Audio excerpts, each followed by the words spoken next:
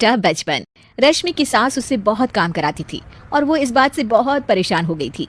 एक दिन सास कहती है, बहू, रसोई का काम खत्म हो जाए तो मेरे कमरे में आ जाना, कमरे की सफाई करनी है। ये कहकर सास वहां से चली जाती है। ये सासू माँ भी ना एक के बाद एक काम देती ही जाती है, जैसे कि मैं कोई बोतल से निकली हुई जिन हूँ। रश्मि अपनी सास के कमरे में जाती है और स्टूल पर चढ़कर अलमारी से सामान निकाल रही होती है। अरे बहू, संभाल कर, मेरा सामान तोड़ मत दियो। वाह, इन्हें अपनी बहू की कोई चिंता नहीं है, सामान की पड़ी है कि वो ना टूट जाए। अब तो इनका सामान तोड़ना ही पड़ेगा। रश्मि सामान हाथ में पकड़ लेती है और नाटक करने लगती है। सास ये देखकर घबरा जाती है। अरे बहू, मेरा सामान बचाकर कहीं गिर ना जाए। हाँ हाँ मम्मी जी, नहीं गिराऊंगी आपका सामान। रश्मि का सच में बैलेंस बिगड़ जाता है। अरे मेरा तो सच में बैलेंस बिगड़ रहा है। रश्मि स्टूल से नीचे गिर जाती है और उसका सर बेड से लग जाता है। रश्मि के सर में दर्द हो रहा होता है। वो बेहोश नहीं हुई होती है, लेकिन वो आंखें मूंद कर पड़ी रहती है। ये देखकर उसकी सास घबरा जाती है। अरे बहू, ठीक तो है ना? तू बोलती क्यों नहीं बहू? ये अच्छा मौका है, बेहोशी का नाटक कर लेती हूँ, काम से तो बच जाऊंगी। सास रश्मि को बेड पर लेटा देती है और अपने बेटे सूरज और डॉक्टर को फोन करती है। वे दोनों कुछ ही देर में घर आ जाते हैं। सर पर चोट आने की वजह से ये बेहोश हो गई है। मैं कुछ दवाइयाँ लिख कर देता हूँ, ये मंगा लीजिएगा। उफ, वो ठीक हो जाऊंगी तो फिर से काम करना पड़ेगा। क्या करूं? अरे हाँ, ऐसी तरकीब निकाली है जिससे काम भी नहीं करना पड़ेगा और मेरी प्यारी सासू माँ को भी सबक सिखाने का मौका मिल जाएगा। डॉक्टर चले जाते हैं और रश्मि होश में आती है। तब वो बच्ची बनकर याददाश्त खोने का नाटक करने लगती है।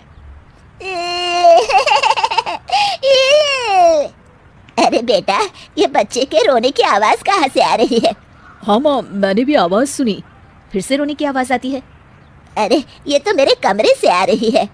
वो दोनों कमरे में आते हैं तो रश्मि रो रही होती है और बच्चों की तरह हरकतें कर रही होती है। दोनों उसे देखकर हैरान रह जाते हैं। मेरे मम्मी जी पापा कहाँ है? मुझे आइसक्रीम खानी है। अरे सूरज, ये तो बच्चों की तरह बर्ताव कर रही है। हाँ माँ, लगता है चोट लगने से इसके दिमाग पर असर हुआ है। आप लोग कौन है? मुझे मम्मी के पास जाना है। अंकल अंकल, मुझे मम्मी के पास जाना है। अंकल? अरे रश्मि, मैं तुम्हारा पति हूँ, क्या तुम्हें याद नहीं है? पति क्या होता है अंकल? और ये बूढ़ी आंटी कौन है? बूढ़ी आंटी? ए, बूढ़ी किसको बोला? बूढ़ी को बूढ़ी नहीं बोलूंगी तो क्या बोलूंगी? तुझे तो अभी बताती हूँ मैं। बूढ़ी आंटी, गंदी बूढ़ी आंटी, गंदी बूढ़ी आंटी। मैं कल ही डॉक्टर के पास लेकर जाता हूँ रश्मि को। अगले दिन सुबह रश्मि की सास सारा काम खुद करती है और ये देखकर रश्मि को बड़ा मजा आ रहा होता है। अरे वाह, इस नाटक में तो बड़ा ही मजा आ रहा है। चलो थोड़ी और सेवा करवाते हैं सासू माँ से। आंटी, मुझे ना भूख लगी है।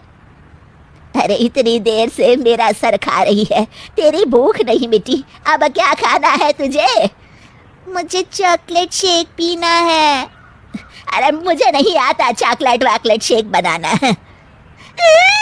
मुझे चॉकलेट शेक चाहिए, मुझे चॉकलेट शेक चाहिए। उफ, अच्छा, मेरी माँ चुप हो जा, लाती हूँ बनाकर चॉकलेट शेक। रश्मि अपनी सास से खूब काम करा रही होती है और अपने नाटक का जमकर फायदा उठा रही होती है। रश्मि पूरे घर को बार बार गंदा कर देती है और उसकी सास बार बार सफाई कर रही होती है।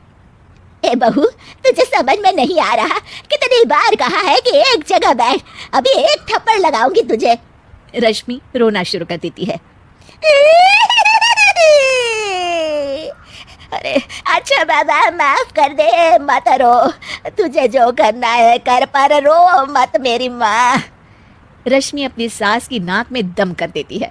कुछ देर बाद सूरज फिर से डॉक्टर को लेकर आते हैं और डॉक्टर पूरी तरह रश्मि की जांच करता है।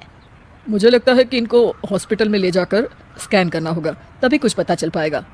बाप रे, मर गई। ये तो हॉस्पिटल ले जाने की बात करने लगे हैं। नहीं, मुझे हॉस्पिटल नहीं जाना।